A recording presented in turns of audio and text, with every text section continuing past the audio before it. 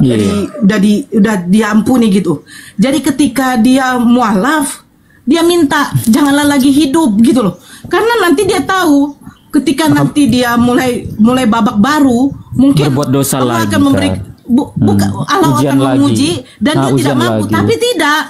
Tapi tidak. Makanya saya bilang, kami itu meminta, ya Allah setidaknya matikan kami ini dalam keadaan Islam.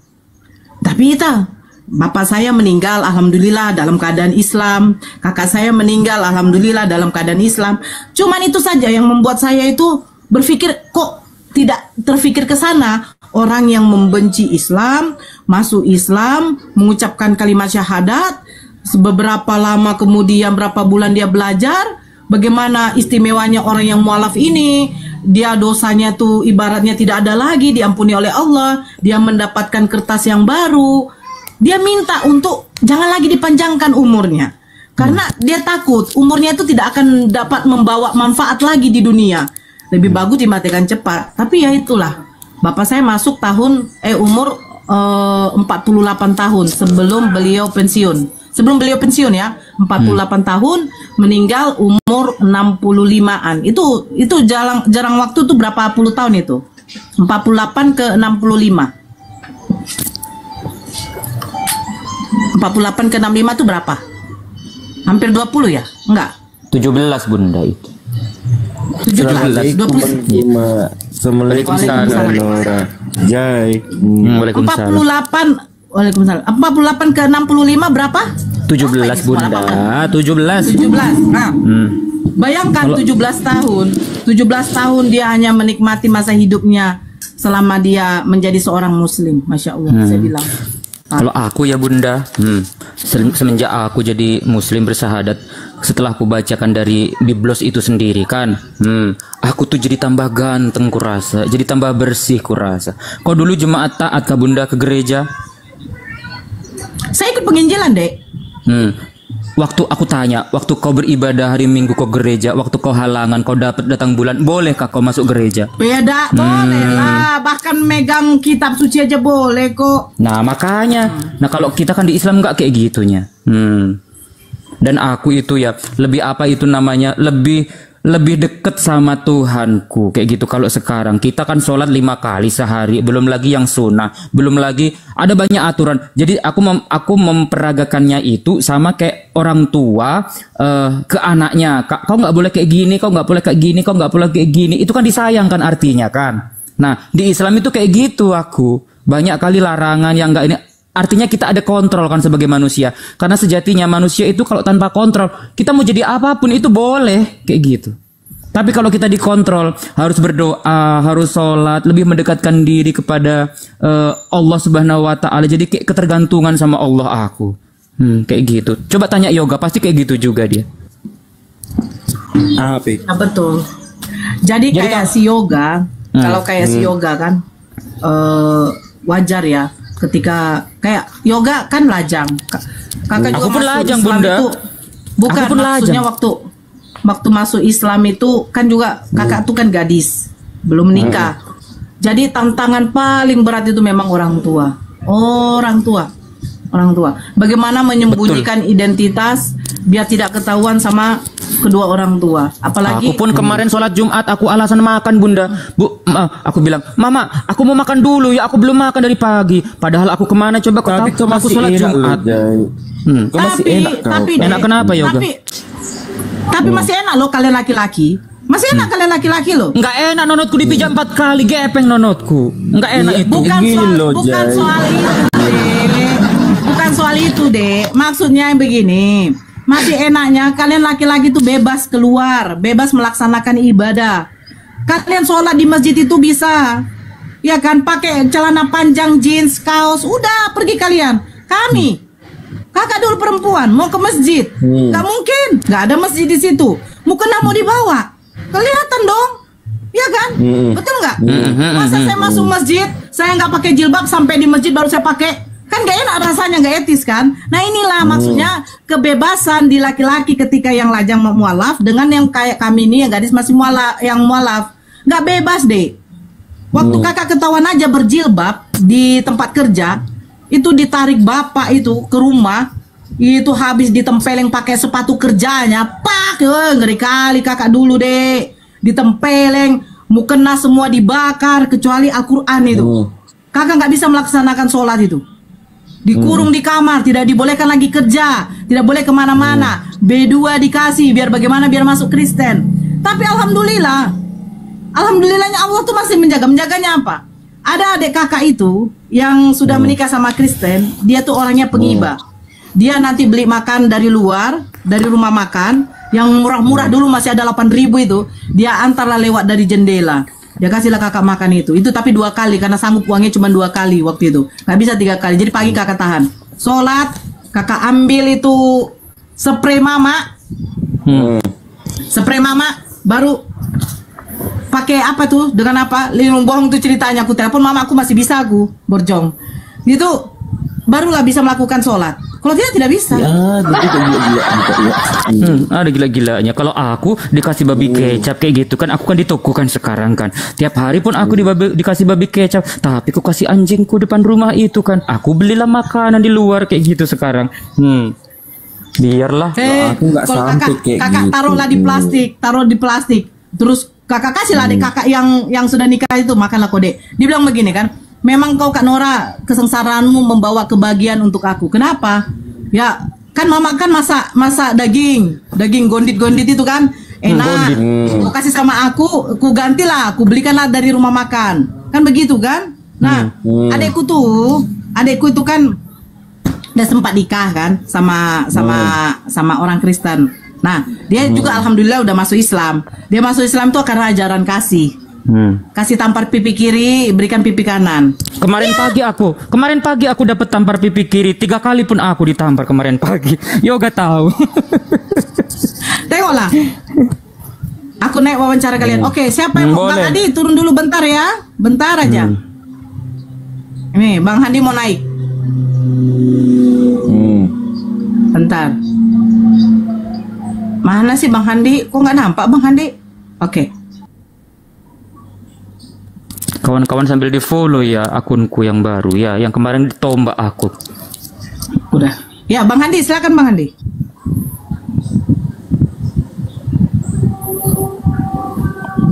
Assalamualaikum Bang Handi. Ini Bang Handi asli apa enggak sih? Jangan-jangan Asli, ada badaknya itu asli. mana? Ada juga yang palsu itu kan, ada kayak gitu. Aku tengok dulu. Asli kayaknya. Gak tahu. Bang Handi. Ya udah ceritalah kau dulu Kak nanti itu. Cerita dulu Kak Nora, cerita dulu, seru kok. Cerita dulu kok. Aku takut kalau ini bukan Bang Handi nanti di report kita loh. Ya udah kau turun kan. Apa lagi? Kan? Asli, tapi kok nggak bicara? Ya, tapi itulah kakak tuh juga minta sama Jai, Yoga, janganlah berhenti meminta kepada Allah untuk diberikan hidayah kepada keluarganya. Amin, itulah yang ku minta. Amin, amin, amin, amin, Iya, ya Allah. benar. Amin, amin, amin. Kayak gini ya Dek ya, pasti pemikiran kita Kau tanya lah kami dulu berdua ini kan, kenapa kok kayak gitu? Apa yang membuatmu? Kau wawancara lah kami, gimana keluargamu? Tapi Bang Handi gitu katanya yang mau naik mewawancarai, mana Bang Handi? Nggak ada pun kita yang pelan-pelan suaranya, ngegas semua kita ini ya. Ternyata ya, aku tengok. Yang wawancara lah kami dulu, bukan cerita moral tahu semuanya. Kau tersisa loh. Bentar loh, Ada Taiga orang paling tuh. Nah, Bang Handi. Tuh Bang Handi. Nah, nih, cek. Nah, assalamualaikum Bang Handi. Waalaikumsalam warahmatullahi wabarakatuh. Kita beri topik aja ya. Topik kita pada kesempatan kali ini adalah di penghujung akhir tahun Masehi 2024. Bagaimana itu mualaf memulai hidup barunya setelah memeluk Islam. Tidak semudah itu, saya dengar dari tadi ya. Lika-liku laki-laki tidak laku karena sering diliku-likuin kan gitu ya. Benar gak semuanya? Betul. Nah, gitu ya. Ya lika-lika kehidupan mualaf. Dari Mbak Nora tadi saya belum sempat live kan sih. Nah ini saya mau live kan sebagai bentuk jejak digital Anda semua ini di tahun 2024 penghujung memasuki 2025 Masehi tapi gitu ya. Itu nanti terdetek di YouTube. Mulai Mbak Nora dulu deh. Mbak Nora ini kan sangat spektakuler nih. Udah terkenal di seluruh dunia. Bahkan di Burundi kemarin itu dicari siapa Nora itu. Itu kira-kira. Presiden Burundi nanyain, Perdana Menteri. Iya, karena kisah hidupnya itu kan terlalu berat kali Kak Nora ini ku tengok kan. Makin terkenal dia semalam itu. Mengenaskan kisah hidupnya kan.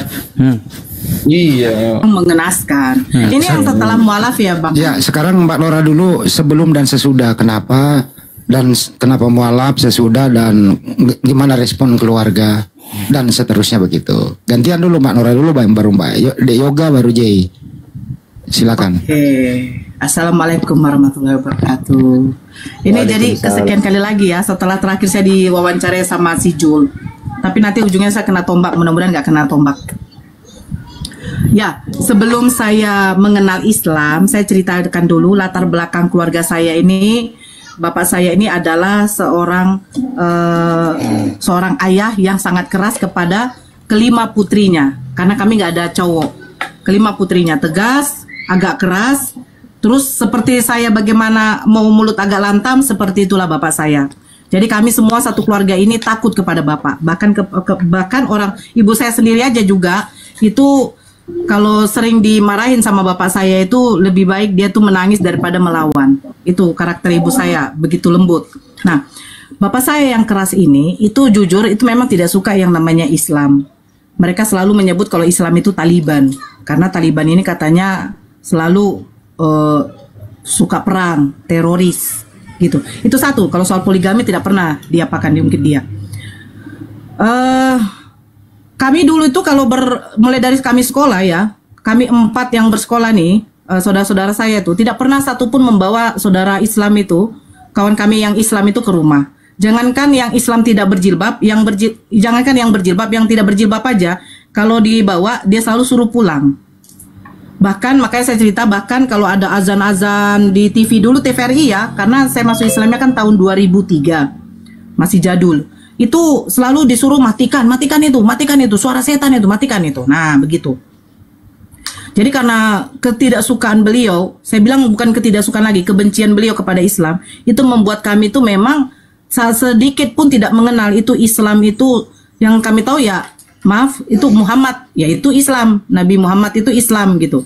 Al-Quran isinya kayak Al-Fatihah, mengucapkan kata Bismillah, itu cuma tahu Al-Fatihah itu bagaimana. Kalau sekarang orang udah tahu gitu ya kan, membilangkan Alhamdulillah, orang udah tahu. Kami itu demi Allah saya tidak tahu itu, karena memang tidak pernah ada ucapan-ucapan kayak begitu di dalam rumah. Nah, jadi kemustahilan bagi kami itu untuk masuk Islam. Saya juga jujur demi Allah saya tidak menyangka saya itu akhirnya berpindah keyakinan dari yang keluarga notabene-nya tidak suka sama Islam. Kan begitu. Saya mengenal Islam itu karena perbincangan saya sama pendeta. Betul yang dikatakan Jai. Bukan berarti kami mengenal Islam itu atau dapat hidayah itu karena membaca Al-Quran. Tidak. Al-Quran tidak pernah tersentuh. Kitab Bible sendiri aja ketika ada khotbah-khotbah dari pendeta aja baru tersentuh. Kalau di rumah pun jarang. Kecuali kebaktian-kebaktian kecil-kecilan. Itu biasa di rumah-rumah. Ataupun ada acara-acara untuk remaja dengan pemuda-mudi. Itu pun pada waktu hari Paskah dengan menyambut Natal dan Tahun Baru. Itu baru ada seperti itu. Jadi memang kalau dibilang Kristen jarang baca Bible, betul. Kristen jarang baca Bible. Bahkan mungkin tidak tahu isi Bible. Alhamdulillah dengan diskusi seperti ini, saya sendiri pribadi dengan orang tua saya baru tahu ada yang namanya ayat-ayat Yehezkiel, Kidung Agung, Amsal, itu baru tahu. Bahkan orang tua saya sendiri yang masih hidup, ibu saya tuh baru tahu Theos itu artinya dewa. Itu pun dari diskusi Bang Zuma. Orang tua saya tanya, apa sih Theos itu nak? Yang dibilang sama Bang Zuma itu dewa mak. Dewa di mana? Di Perjanjian Baru mak. Loh, kok bisa ada? Ya itulah mak, itu bahasa Yunani. Oh, katanya. Nah, saya tidak diskusi, saya cerita sama pendeta. Waktu kami perjalanan pulang dari Tanah Putih, waktu melakukan penginjilan ada di salah satu perusahaan yang di situ karyawan Kristennya, beragama Kristennya cuma sekitar belasan, tidak banyak. Dan di situ di Tanah Putih itu gereja itu waktu itu tidak ada, cuma adanya tuh yang hanya bentuk-bentuk rumah. Karena situ mungkin mayoritas Islam kalau saya tidak salah. Karena saya tidak lihat ada gereja di situ. Saya bertanya waktu itu mau apa ya, menjelang hari Paskah. saya salah satu guru sekolah minggu untuk anak-anak. Kami mau mengadakan acara untuk cari telur Paskah. Kalau CJ atau Yoga tahu, cari telur Paskah untuk anak sekolah minggu. Itu biasa kami lakukan setiap menyambut hari raya Paskah. Saya bertanya sama pendeta, karena konsepnya ini kan Paskah ini kan adalah kematian Yesus. Ya, saya tidak tahu kenapa tiba-tiba saya bertanya nih. Saya tanya, Pak Pendeta, ya, yang membangkitkan Yesus siapa sih? Karena kan ceritanya Yesus bangkit nih. Kalau ini yang membuat saya bertanya begitu, saya nalarnya begini. Nanti kan yang membangkitkan saya ini adalah Tuhan. Nah, Allah Bapa ini kan Tuhan. Yesus Tuhan, Roh Kudus Tuhan, 3 pribadi 1 hakikat. Karismatik itu kan tuntung. Yang membangkitkan Yesus itu siapa? Ya Allah Bapa lah. Nah, di situ mulai Allah Bapa yang membangkitkan. Berarti ada Tuhan membangkitkan Tuhan. Kenapa dia nggak bisa bangkit sendiri? Kan di dalam kisah para rasul ada itu. Memang pernah dibacakan. Dari situ mulai bekerja, mulai cari tahu. Maaf kalau ada suara noise anak-anak di luar sana ya. Memang lagi main-main pula. Kan hari libur.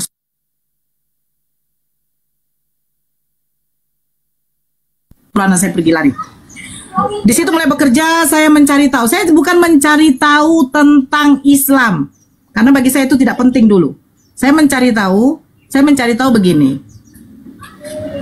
Kenapa Yesus saya, Tuhan, dibangkitkan oleh Tuhan? Berapa Tuhan saya? Kan begitu. Kenapa Tuhan dibagi 3 pribadi 1 hakikat? Tuhan menjadi manusia, firman-Nya ini dari sang firman menjadi manusia. Ini memang kalau saya putar, jujur, tidak akan paham. Tuhan menjadi manusia, tidak akan bisa terima ini otak.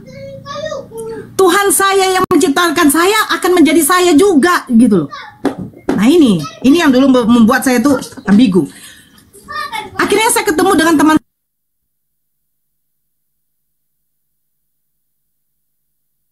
Yakin dulu anak saya itu. Akhirnya saya ketemu sama teman saya yang Islam, yang sebenarnya saya jarang berkomunikasi sama dia, karena memang bapak saya itu, karena udah terbiasa kami jarang berkomunikasi sama kawan-kawan yang beragama Islam. Saya ketemu sama dia di tempat kerja. Saya tanya memang, saya beranikan nanya, ada nggak sih cerita Yesus di dalam kitab kalian? Tanya. Dia jawab, ada. Tapi kalian kan Tuhan. Kalau kami Nabi Isa, katanya. Oh, kenapa beda? Loh, itu kan menurut bahasa. Kalau bahasa Arabnya itu Nabi Isa. Kalian pakai bahasa apa? Blek, di situ satu poin yang membuat saya itu seperti kayak dihantam, pam. Bahasa kalian apa? Saya pikir, jujur dulu ya, demi Allah saya tidak tahu bahasa yang ada di terjemahan dari kitab suci ini adalah bahasa Yunani. Saya nggak tahu, karena yang saya punya itu bahasa Indonesia, di sebelahnya bahasa Inggris. Ini tidak pernah dibuat bahasa Yunani di sini. Kalau di bahasa kami Nabi Isa, bahasa kitab suci Alkitab kamu apa? Saya di situ menjadi PR sama saya.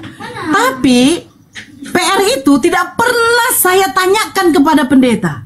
Karena apa? Saya tidak mau ribet. Ini sebenarnya kita tidak mau ribet. Ya udah, apa yang tercatat di sini ya udah selesai gitu loh. Tapi itu membuat saya itu meronta-ronta terus perasaan saya. Tidak enak lagi yang mau ke gereja hari Minggu. Kegiatan-kegiatan gereja pun sudah aku agak kurangin. Fokus pergi ke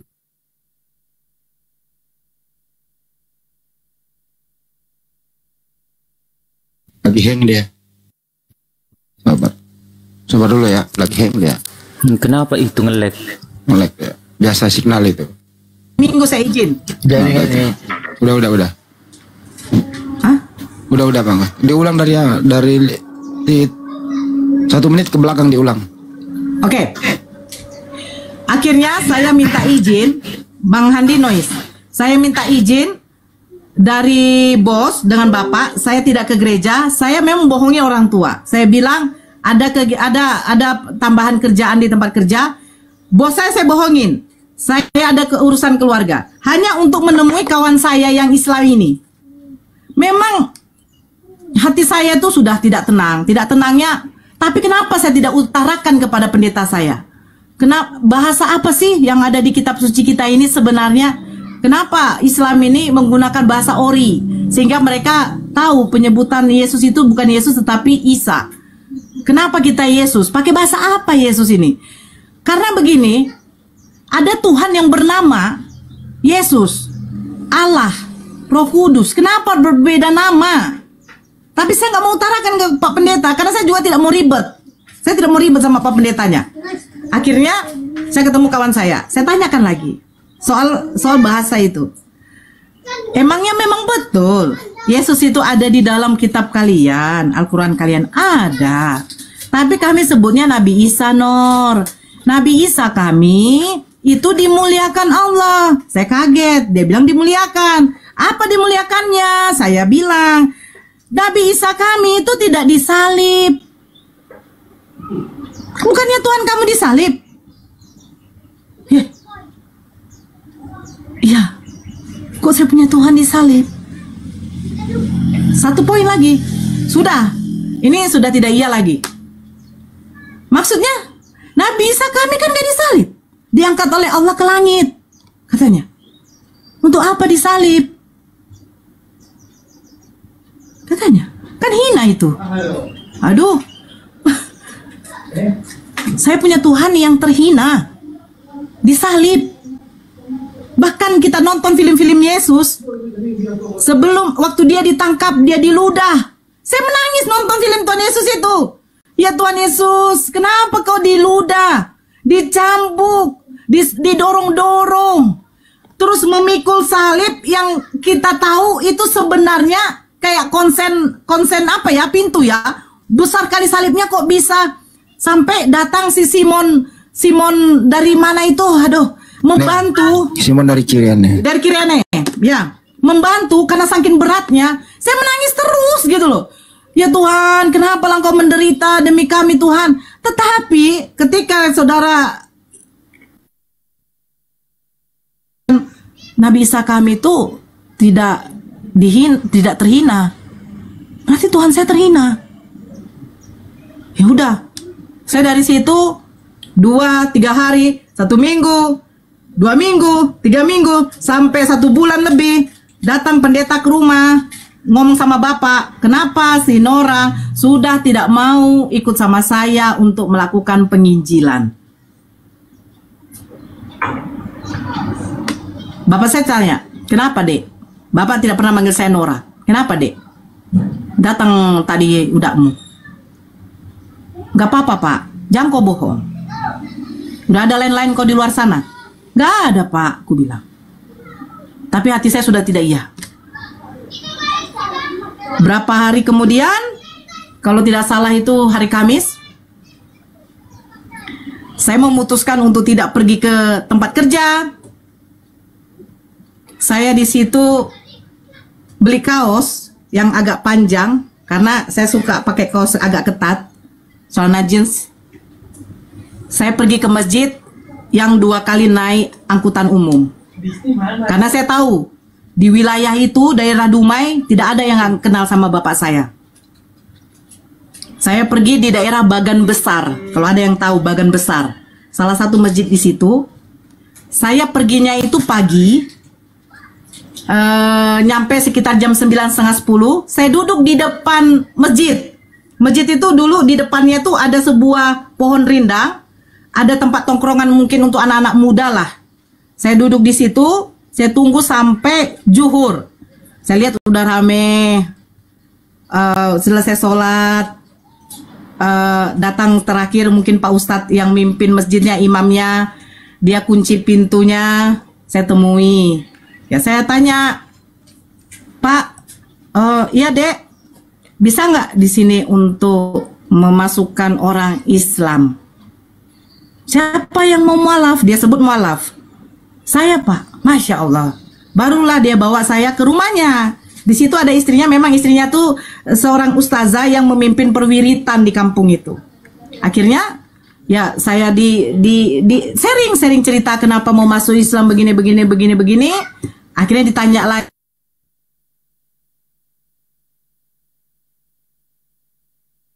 Kenal orang-orang, maksudnya saudara-saudara Muslim tuh nggak tahu saya. Berarti memang dari hati, iya. Akhirnya saya dibelikan baju seperti gamis. Saya kira itu bukan gamis, saya bilang itu kayak daster. Karena saya nggak tahu gamis. Dibelikan mukena, pokoknya seperangkat alat sholat lah. Dibilang sama Pak Ustadznya, nanti selesai maghrib kita baru syahadat ya dek, adek di sini aja. Saya dikasih makan sama beliau, selesai maghrib, baru saya di situ mengucapkan kalimat syahadat. Baru saya pulang ke rumah. Gitu Bang Handi. Kalau awal mulanya masuk. Siapa nama Ustadz itu, Ustazah itu? Kalau bisa Pak, kalau ada di depan di dalam room ini, apa Ada yang ingin enggak? Anda ucapkan? Waktu saya terakhir udah meninggal beliau karena ada penyakit. Ustadznya memang udah tua, udah meninggal beliau. Kalau nama Dua-duanya? istrinya saya ingat. Enggak, istrinya saya ingat, namanya istrinya tuh seorang mualaf. Orang Maluku, istrinya, orang Maluku, namanya Ustazah Fadilah. Nama istrinya Beliau masih hidup Ustazah ya? Fadilah. Beliau masih hidup ya? Beliau masih hidup. Masih di Tapi Bukit sudah Nanas. pikun. Bang Andi, di Bukit Ya, Nanas Masya tinggal Allah. sekarang. Benar Nora? Nah, kalau beliau ada di sini, Iya, kenal. Oh, Pak Ega salah Ya, satu yang saya kenal. orang Dumai, saya ngajar di pesantren Baitur Rahman Bagan Besar. Sempat saya ngajar 3 tahun. Nah, itu. Pak Ega juga tahu dulu tempat gereja saya ya, Pak Ega ya.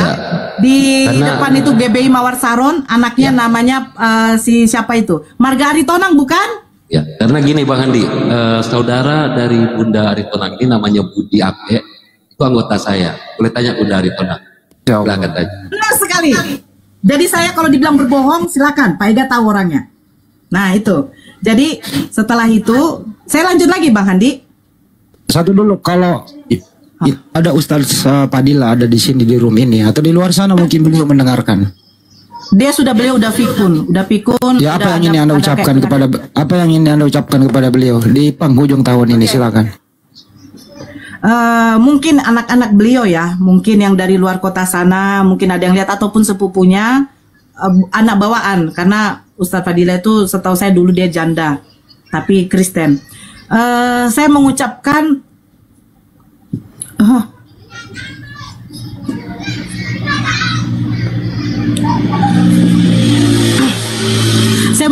banyak terima kasih kepada Pak Ustadz saya dulu ya, beliau sudah almarhum, dia seorang hafiz Quran. Dengan ibu ustazahnya yang sudah membimbing saya untuk mengucapkan kalimat syahadat. Masya Allah, beliau tuh ketika beliau tahu saya itu dapat perlakuan tidak baik dari keluarga, dari orang tua, beliau yang selalu memantau saya, mengirimkan orang untuk melihat bagaimana kondisi saya, dan beliau juga yang mencari cara bagaimana saya biar bisa terlepas dari, saya bilang intimidasi ya, dari intimidasi keluarga saya yang ingin membawa saya tuh sebenarnya murtad lagi, sampai memberikan makan B2 terus, ya kan? Saya tidak dibolehkan keluar. Saya terima kasih buat ibu ustazahnya. Masya Allah, mudah-mudahan Allah memberikan surga untuk Pak Ustadz saya yang Amin. sudah mendahului ibu Amin ustazahnya. ya Allah. Amin. Kayaknya Amin, itu, amin. Bang Andi. Lanjut. Ya, setelah saya pulang, saya seperti biasa, tapi saya menggunakan tabungan saya itu untuk membeli pakaian-pakaian yang lebih sopan. Tempat saya itu, kalau Pak Ega tahu, tempat saya kalau mau pergi ke jalan besar itu harus pakai becak dayung. Ya Pak Ega ya kan, Pak Ega tahu. Kalau mau ke depan, karena rumah saya di belakang Bulog, harus pakai becak dayung. Nah di becak itu baru saya pakai jilbab. Ketahuan saya itu waktu ada tante saya, bukan tante kandung, tapi karena satu marga, itu waktu melintas di depan tempat kerja saya itu melihat saya pakai jilbab. Diteleponlah bapak saya. Bapak saya pulang dari kantor, tahulah kalau pegawai dia punya sepatu yang model panjang itu. Saya ingat sampai di rumah itu tidak ada kata-kata lagi. Saya dipaksa tarik masuk, jilbab saya memang sudah ditarik, dibuka, dibawa masuk ke rumah itu, sepatunya itu diambil. Pertama kali tuh yang dia tampar saya tuh ini, Pak, memang situ waktu itu lebam. Bayangkan, mungkin saking marahnya dia, wajar.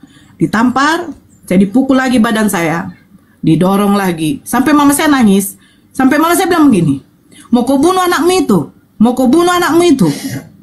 Bapak saya jujur, sampai ambil, saya nggak usah bilang apanya ya, sampai ambil kayak celur itu yang di belakang rumah, yang biasa untuk parang lah, yang untuk cincang B2 itu. Bagus ku potong kepala kau itu ya, menggunakan bahasa binatang lah. Babi kau, katanya. Saya diam aja, nangis situ. Makanya kalau dibilang masuk Islam itu enak tuh enggak loh, ngeri. Ya, saya mendapatkan perlakuan kayak begitu. Saya merasa di situ kok kayak saya ini kayak laki-laki dibuat, maksudnya pukulan orang tua ini nggak mikir ini anak gadismu yang kau pukul gitu. Makanya sampai bapak saya tuh nangis tuh, mau kau bunuh anakmu ini, mau kau bunuh anakmu ini, begitu loh. Ya, bagus ku bunuh dia, buat malu aja dia ini. Si pakai bahasa binatang lah lagi. Akhirnya nggak bisa lagi kau kerja. Coba bongkar lemarinya tuh. Dibongkar. Dulu bensin itu masih harga 2.000 satu botol Aqua, saya ingat. Dibelilah bensin, dibakarlah semuanya itu kecuali Al-Quran. Al-Quran memang bapak tidak terlihat dia atau bagaimana. Pokoknya Al-Quran itu masih di lemari. Saya kalau ingat itu, ya Allah. Dibakar, saya tidak bisa keluar rumah, hanya di kamar terus. Mama biasanya jarang masak gondit, jarang. Ini masak terus, kasih ke kamar, makan itu. Kalau nggak makan, kau biar aja kau mati. Memang nggak ada pilihan lain. Tapi adik saya yang Kristen ini, yang udah nikah ini baik kali. Dia ketok dari jendela, Kak Nora, kau belum makan kan?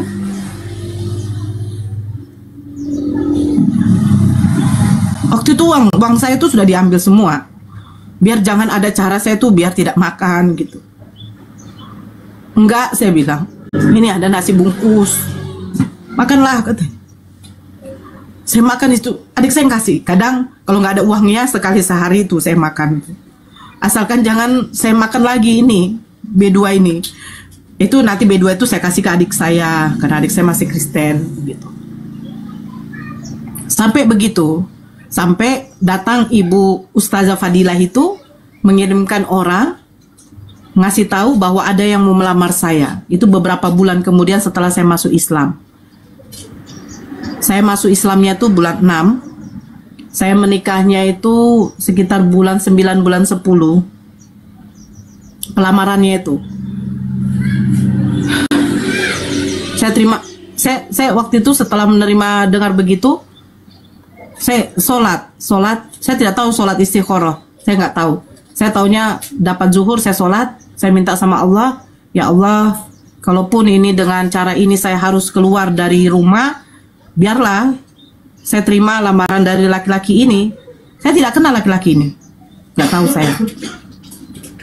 Akhirnya saya sampaikan kepada orang itu. Saya sampaikannya itu, saya suruh adik saya telepon ke nomor ini. Waktu itu masih telepon umum. Waktu itu masih pakai apa tuh yang pakai kamar-kamar itu? Apa tuh? Pakai koin. Seperti itulah. Baru saya telepon, ditelepon, adik saya sampaikan, iya Kak Nora, nanti hari apa ini mereka mau datang lamar, suruh mama dengan bapak siap-siap. Saya bilang, Pak, ada yang mau melamar saya. Siapa? Namanya ini, agama Islam. Memang anjing kau, memang itu saja otak kau, Islam aja otak kau, katanya. Kau makan babi itu juga tidak berubah otakmu, katanya.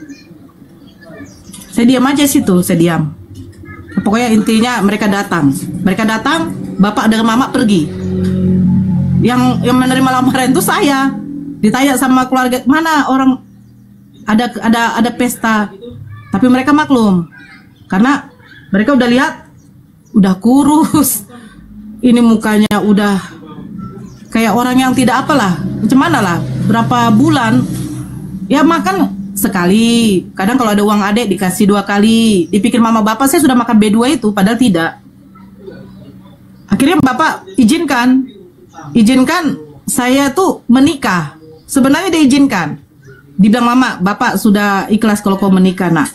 Tapi jangan marah kalau dia tidak datang ke ijab kabulmu. Ke nanti kalian pemberkatan nikah. Dia bilang pemberkatan. Di mana kau menikah? Di KUA. Itu omongan mama.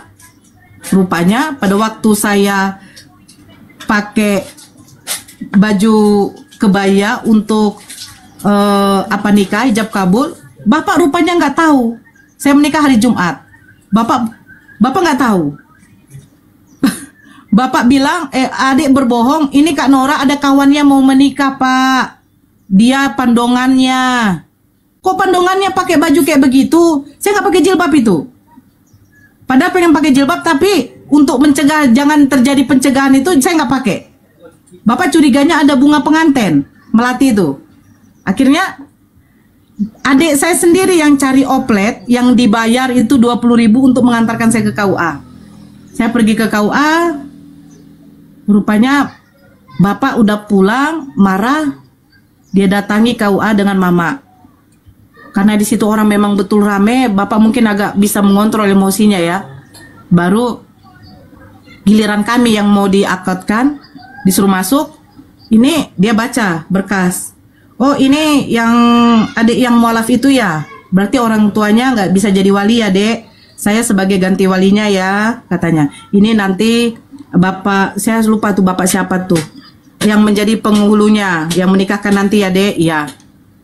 Berarti orang tuanya nggak datang ya dek. Itu pertanyaannya. Saya bilang nggak datang. Rupanya bapak udah di pintu. Saya orang tuanya. Masuk. Wali hakimnya minta izin. Pak, saya wali hakim minta izin untuk menikahkan putri bapak. Karena bapak masih Kristen, bapak tidak bisa menjadi wali. Ya udah, nikahkan aja anak saya itu dengan seperangkat alat tai, katanya. Dari situ memang nangis. Setelah hijab kabul. Seperangkat apa diulang? Seperangkat alat tai. Lanjut. Katanya. Saya situ setelah hijab kabul, otomatis saya sungkeman. Itu bapak nggak mau. Mama yang nangis. Karena bapak tuh udah bilang kalau memang dia sudah memilih untuk apa, berarti dia bukan anak kita lagi. Dia harus jangan lagi dia temui kita. Kau ingat ya mak ya, kau jangan lagi temui anak ini bukan anak kita lagi. Kau ingat itu. Mama tuh orangnya penurut sama bapak. Akhirnya pas saya giliran mau sungkeman sama bapak tidak terima. Dia bilang, mulai saat ini kau bukan anak saya lagi. Jangan kau pernah injakkan kaki kotormu itu di tanah kami. Dia bilang di tanah, berarti udah mengerti. Jangankan di rumah, di halaman rumah aja dia sudah tidak izinkan. Kau terserah kau, mau nungging kau di sana, mau kau bentur-benturkan kepalamu di lantai sana, kau cium-cium lantai itu terserah kau. Sekarang kau bukan anakku lagi.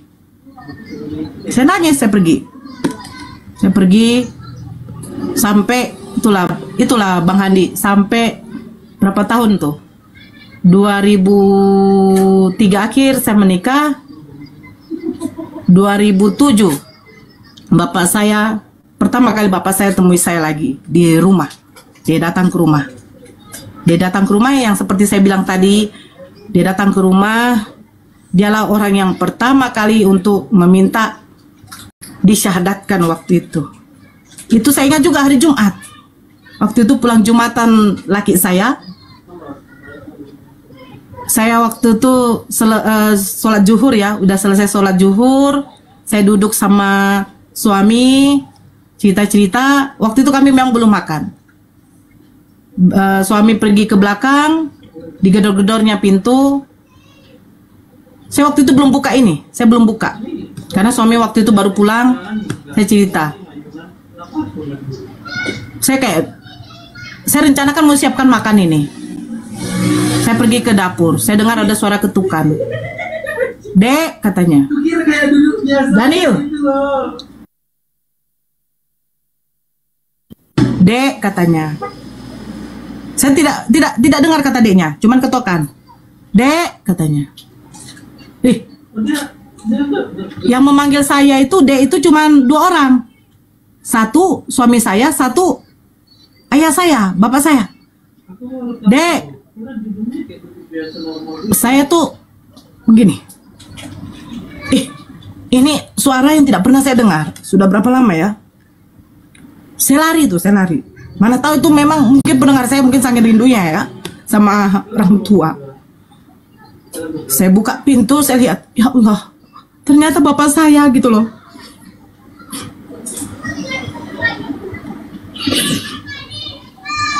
Saya tarik ke dalam. Saya lompati bapak saya tuh. Lompatinya tuh saya peluk. Saya cium terus. Saya nangis memang. Saya jujur sampai bersimpu di kakinya saking rindunya tuh. Rindu kali ya Allah, saya bilang. Karena apa? Saya dengan bapak saya tuh saya paling dekat. Saya paling dekat. Kemana-mana saya sendiri yang dibawa. Kalau dengar dia saya sakit, sampai dia kalau ditugaskan keluar kota, itu ditunda keberangkatannya. Kalau dia dengar ini si Nora lagi demam, langsung dia tidak jadi berangkat. Itu saking dekatnya kami. Saya bilang, wih Pak, Bapak apa kabar? Saya bilang, sehat nak. Saya bawa duduk, Bapak belum ganti pakaian kantor. Dari kantor ya Pak? Iya. Udah makan Bapak? Belum katanya. Bang, beli makanan, beli sop buntut entah apa kesukaan Bapak. Beli. Ini laki pergi beli, duduk, makan. Setelah makan, saya makan itu cuman berapa suap. Saya hanya memandang bapak saya. Bapak saya itu sudah agak kurus. Bapak saya itu sebenarnya gemuk. Bapak udah kurus, saya bilang. Kenapa Bapak kurus? Gak ada nak, katanya. Bapak rindu ya? Iya. Saya bilang, saya juga rindu. Anak saya itu sudah lahir. Dipeluklah cucunya dulu ya kan. Otomatis saya akan tanya nih, Pak, kenapa Bapak kesini? Bapak ada masalah? Saya bilang, enggak nak. Bapak baik-baik aja dengan mama kan? Iya nak. Oh mungkin Bapak rindu ya sama saya? Ya rindulah. Kan kau ini kan baru hasianku katanya.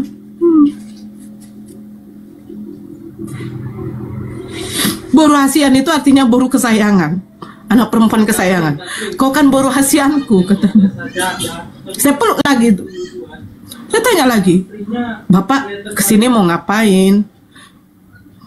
Otomatis saya tanya lagi. Dia diam, baru dia ngomong. Nah katanya, ya Pak, Bapak mau masuk Islam katanya. Masya Allah Pak, saya bilang, Bapak kenapa mau masuk Islam? Bapak ada masalah keuangan, kerjaan? Tidak nak.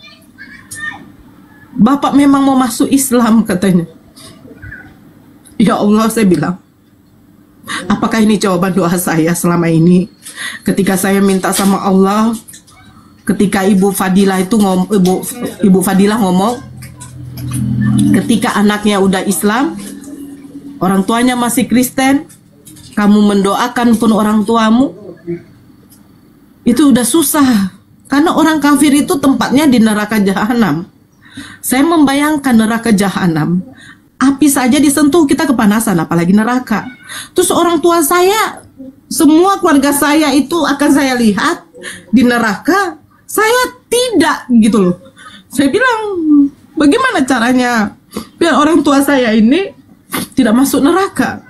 Nora berdoa terus, minta sama Allah agar orang tua Nora, keluarga Nora itu mendapat hidayah dari Allah katanya.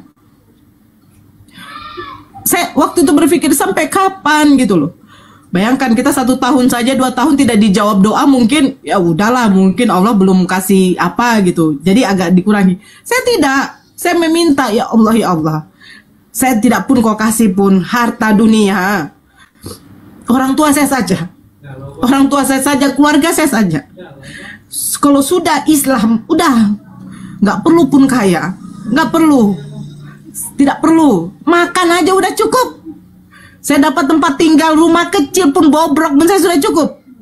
Asalkan orang tua saya saja ya Allah, saya minta kepada Allah. Datang Bapak meminta orang yang paling tidak suka dengan Islam, yang mengatakan seperangkat alat tai, kau nungging-nungging. Tapi dari mulutnya lah yang pertama, dia membilangkan, "Nak, saya mau masuk Islam, syahadatkanlah Bapak, Nak," katanya. Saya bilang, "Karena apa?" "Karena dia bermimpi." Saya tadi sudah cerita, dia bermimpi katanya jam 5 subuh, ada yang menepuk punggungnya, ada cahaya terang. Saya sampai bilang, "Itu mungkin Tuhan Yesus, Pak." "Tidak, Nak. Karena pada waktu saya bangun, saya mengucapkan Allahu Akbar, Allahu Akbar," katanya. Kalimat yang tidak pernah mau dia ucapkan, tapi dia harus ucapkan. Itu waktu subuh. Karena setelah itu dia terbangun, ada komat di musola di belakang rumah, komat kecil. Setelah itu dia ketemui sama ibu kepala, dia ngomong, "Pak, Bapak datang aja ke rumah Nora. Mungkin Nora udah rindu, Pak. Nora udah rindu, kiriman doa mungkin." Baru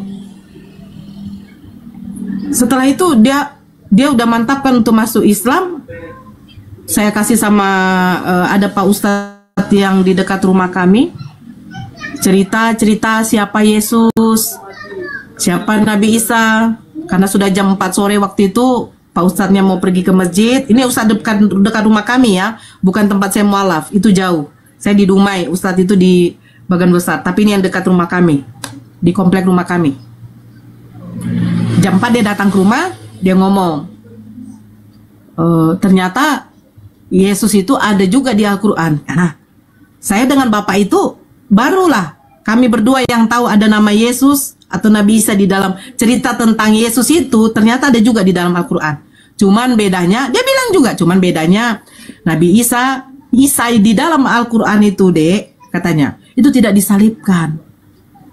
Katanya tidak terhina. Karena kalau salib itu artinya itu hina. Sementara Tuhan kita kok terhina ya, Dek, katanya. Jadi gimana, Pak? Bapak udah mantap? Iya. Bapak mau syahadat? Iya. Saya suruh suami beli baju koko, beli celana, beli pecinya, beli seperangkat alat sholat juga. Saya telepon ibu kepalanya, "Bu, Bapak alhamdulillah mau masuk Islam." "Masya Allah, Nora. Amalan apa yang kau buat, Dek?" katanya. "Nggak ada, Bu. Jam 5:30 ibu jemput, suruh supir jemput. Bapak syahadatnya di masjid Pertamina ya, di komplek ya, Nora, Bukit Datuk, kalau ada yang tahu. Jadi di sana aja, Bu, di sana." Saya tanya sama Pak Ustadz, "Nggak apa-apa?" "Nggak apa-apa." Pak Ustadznya alhamdulillah hadir juga. Karena Masya Allah, dia bilang, ada anak yang mualaf, bapaknya ikut, katanya. Masjid Walaupun Al-Muhajirin, waktu, Bunda. Masjid Al-Muhajirin Bukit Datuk. di Pak Datuk, ya. Yang besar itu, yang cuma satu itu ya, Pak Ega ya. Iya, ya. Ya. Akhirnya Bapak selesai Isa, baru mengucapkan kalimat syahadat. Selesai Bapak ucapkan kalimat syahadat, masih ngobrol-ngobrol sama orang di situ, kami semua, Masya Allah, kami mendapatkan hadiah. Ngasih baju, Bapak dikasih ini, kasih itu, Masya Allah semuanya, baik saudara-saudara itu. Akhirnya Bapak pulang ke rumah. Beliau tidak mau pulang ke rumah Mama lagi, karena dia bilang, kalau cerita tadi Pak Ustadznya, "Nak, mamamu itu sebenarnya bukan mahram Bapak lagi. Kalau Bapak nanti sama dengan mamamu, kami sudah seperti berzina," katanya. "Jadi Bapak di sini?" "Iya, Bapak di sini," katanya. Dah, akhirnya sampai 1 minggu tuh, saya telepon adik saya yang Kristen itu. Saya kasih tahu pertama sama dia, Bapak udah masuk Islam. Dia nangis adik itu. Tapi dia nggak memberontak, dia nangis.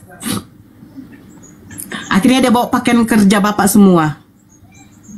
Dia bawa pakaian kerja Bapak, Mama udah curiga di situ, karena Bapak udah nggak pulang-pulang. Akhirnya Mama datang ke rumah. Mama tahu Bapak masuk Islam. Mama di situ memutuskan untuk cerai sama Bapak. Dia bilang begini sama Bapak, "Kalau kami kan orang Batak manggil nama anak pertama, oh Bapak Vera," katanya. "Berapa tahun lah kita menikah? Dari tahun 70-an kita menikah. Bagaimanapun sifat-sifat buruk kau, Bapak saya dulu jujur, seorang penjudi, peminum, suka nongkrong di kafe, itu Bapak saya. Tapi saya tahankan," katanya. Tapi saya tidak menyangka kita harus berpisah hanya karena agama, katanya. Saya di kamar itu dengar nangis. Bayangkan, udah bercucunya. Tapi orang tua saya harus berpisah hanya gara-gara agama. Bapak saya nangis. Ya sudahlah Mak Vera, kalau memang itu mau.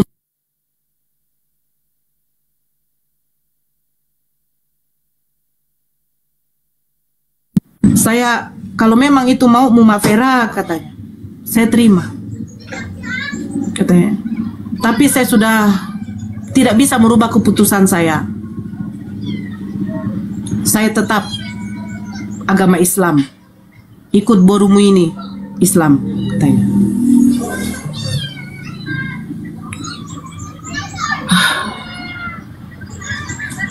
Jadi sudah itu Mama minta uang, ongkosnya 1 juta untuk pulang ke Pangaribuan. Kampung Mama di Pangaribuan. Udah pulang, 1 minggu kemudian saya dengar ada telepon, Kak, Mama sakit. Loh, bukannya Mama udah di Pangaribuan? Enggak jadi. Waktu Mama mau berangkat itu Mama sakit. Terus di mana sekarang? Udah bawa ke rumah sakit? Udah, kami baru pulang dari rumah sakit. Saya bilang Bapak, Pak, Mama sakit Pak. Saya telepon di kantor, Bapak pulang ke rumah. Saya telepon suami, Bang, Mama sakit. Bukannya udah di Pangaribuan mamamu, katanya. Enggak Pak, kalau dibilang si Kori nggak jadi berangkat, langsung katanya sakit. Sampai ke rumah saya lihat Mama di situ memang udah sakit. Udah datang beberapa pendeta ngobatin. Betul, kalau nggak percaya tanya orang Dumai itu. Rumah kami itu siapa yang tidak kenal?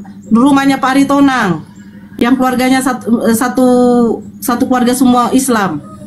Mamanya pernah sakit karena itu gosip. Mamanya sakit karena suaminya masuk Islam. Suaminya masuk Islam karena kawin sama Londur. Hamil Londur itu akhirnya terpaksa masuk Islam. Itu fitnahan kepada bapak saya pertama. Itu fitnahan waktu itu. Tapi untuk membantah fitnahannya itu terbukti di komplek kami itu melihat bapak saya itu mulai sholat subuh, kecuali zuhur dengan asar karena masih di kantor, maghrib, isya itu selalu di masjid. Pulang dari isya dia di rumah baca buku. Itu saja kerjaan bapak saya. Terbantah fitnahan mereka mengatakan bapak saya mengawini Londur, makanya masuk Islam. Mama saya ditinggalkan, akhirnya mama saya drop.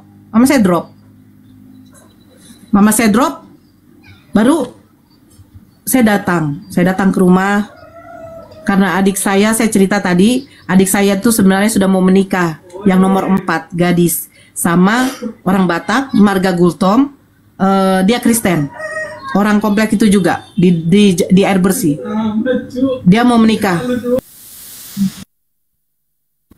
Nah setelah itu saya lihat mama saya tuh udah kurus sekali, ya Allah, udah pucat.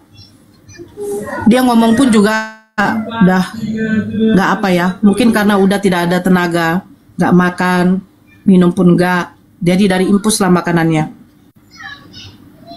Terus saya peluk nih mama saya peluk mama saya nangis kan. Saya bilang, Mak, kenapa begini, Mak? Dia cuman, saya lihat dia cuma air matanya turun terus. Mak, aku bilang, kenapa begini, Mak? Nggak ada responnya. Saya minta izin sama adik saya yang nomor 4. Gara-gara bapak saya sudah mualaf, batal pernikahannya. Itu membuat dia tuh mengamuk besar sama saya. Gara-gara kau binatang, bapak masuk Islam, mama sakit, dia pun batal nikah. Tapi dia nggak ngomong batal nikahnya. Saya terima makian adik saya tuh. Terus saya minta izin ke adik saya, Dek, izinkan kakak untuk obati mama. Mungkin sebenarnya mama ini sakit bukan sakit medis. Sakit itu mungkin ya tertekan batin. Kerinduan dia juga kepada suaminya, karena bertahun-tahun nggak pernah dia pisah sama bapak itu. Bapak tugas luar kota, kadang mama ikut. Adik bilang gini, saya izinkan kau, tapi jangan kau bawa mama. Saya tanya Pak Ustadznya, bagaimana Pak Ustadz? Gak apa-apa dek, tapi makan dan minumnya beliau harus diatur ya dek. Jangan dari rumah ini, dari luar.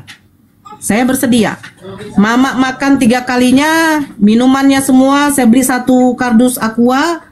Saya yang tanggung makanannya, saya akan beli dari luar. Saya bilang, oke adik, kalau mama tidak sembuh, saya tebas kepala kau ya, katanya. Silakan, saya bilang. Adik saya ini yang nomor 4 ini kayak saya, muncungnya lantam, ngomong kadang tidak ada otak. Akhirnya iya, saya datang, kasih makan mama, kasih minum yang sudah didoakan sama Pak Ustadznya. Saya kasih terus. Kadang Pak Ustadznya datang untuk merukiahkan. Saya minta sama Pak Ustadznya, ada izinkan, tapi diawasi kami. Saya kasih terus, saya kasih. Sebenarnya udah komplain pendeta, saudara-saudara kami yang di dekat rumah itu, pendeta-pendeta itu juga udah komplain sebenarnya. Karena kalau bisa si Norani dengan bapak ini janganlah didekatkan ke mama, katanya. Akan menambah penyakit, katanya. Tapi ada izinkan juga. Dia bilang biarin aja, kita lihat dulu. Sampai sehebat apa orang ini, katanya. Ya alhamdulillah. Berapa minggu itu mama berangsur pulih. Mama mulai bisa ngomong, itu saya ingat itu. Dia ngomong pertama kali, dia pertama kali bilang ini, "Nak, saya rindu." Bapak itu duduk aja.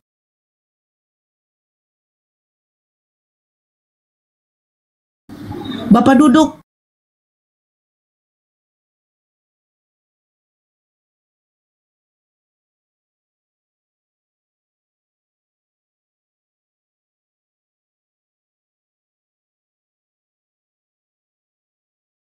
Apa ini? Saya bilang, nggak apa-apa, katanya, mandikan aja.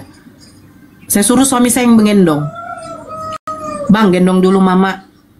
Saya bikin tempat duduk kan. Saya mandikan mama. Saya bilang gini, ya Allah, apa ini? Apa mama saya ini mau pergi gitu loh.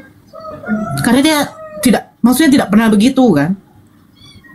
Apa mungkin mama saya mau pergi? Tapi waktu saya selama mandikan tuh dalam hati saya menangis. Ya Allah, ya Allah. Kalaupun engkau mau mencabut nyawa mama saya, itu setidaknya dia mengucapkan kalimat syahadat dulu lah, ya Allah. Saya bilang, pokoknya dia tuh mengimani agama Islam. Ya Allah, tolonglah ya Allah. Ini yang aku minta ya Allah. Kalau kau pun mau mencabut nyawaku silakan. Tapi mamaku tolonglah dia ucapkan kalimat syahadat ya Allah. Karena aku tengok tuh memang mama tuh ya udah agak apalah gitu kan. Setelah mandi itu kan saya sisirkan, saya bedakkan, saya pakaikan, saya belikan baju baru waktu itu, daster baru. Terus dia ngomong, dia bisik, dia sudah makan waktu itu. Apalagi mak, saya bilang, saya dekatkan itu ke telinganya sambil sepeluk, apalagi mak. Dia nangis. Saya sampai berpikir begini, janganlah sampai ini kalimat terakhirnya. Saya minta ya Allah, jangan kalimat terakhirnya, saya mohon. Jangan kalimat terakhir ini ya Allah, saya minta. Rupanya Allah tuh berkehendak lain. Dia bisikan, dia bilang, "Nak, mama mau masuk Islam," katanya. Ya Allah, saya bilang. Dia sampai bilang, "Ya Allah, nikmat apa lagi yang kau berikan kepadaku ini ya Allah," saya bilang. Waktu didengar bapak pun juga, bapak itu nangis, sujud syukur dia. Sujud syukur. Saya telepon Pak Ustadznya yang ngobatin mama. Datang, "Pak Ustadz, mama mau masuk Islam." Ya, nggak apa-apa deh, kita sadatkan di sini. Kalau mama nanti udah sehat, kita sadatkan lagi di masjid untuk keluarkan sertifikat, katanya kan. Akhirnya saya lari ke musola yang di dekat rumah bapak itu. Saya pinjam, saya gedor itu. Waktu itu Pak imamnya tuh entah lagi ngapain, saya cerita ini. Masya Allah, nak, sampai dia datang itu. Bapak yang biasa imam di musola itu, dia datang tuh dengan istrinya, nangis mereka. Dipinjamkan mukena, dicarikan mukena yang baru. Saya padahal mintanya tuh di mukena yang di musola itu, dicarikan yang bagus, yang masih bersih sama ibu yang punya yang di musola itu, istrinya itu. Dipakaikan, baru mama mengucapkan kalimat syahadat. Di situ saya lihat adik saya yang keras ini kan, yang masih Kristen ini, saya lihat itu adik saya tuh menangis saja tuh. Terus Setelah mama mengucapkan kalimat syahadat, ada saya nangis. Yang dibilang kalau nggak sembuh nanti kutebas kepalamu. Itu katanya yang tidak jadi nikah. Apa? Dia langsung lari, dia dekati bapak, diciumnya kaki bapak. Pak, mungkin saya anakmu yang paling durhaka. Karena waktu bapak masuk Islam tuh kan dia membabi anjingkan bapakku. Sampai dia bilang, maunya kalian dua ini kutebas habis itu. Itu ku ingat kali tuh omongan adik saya tuh. Dia cium kaki bapak, dia peluk bapak, bapak juga peluk dia. Saya minta maaf ya pak, katanya. Dia nggak apa-apa nak. Langsung dia bilang, Kak Nora, saya minta maaf.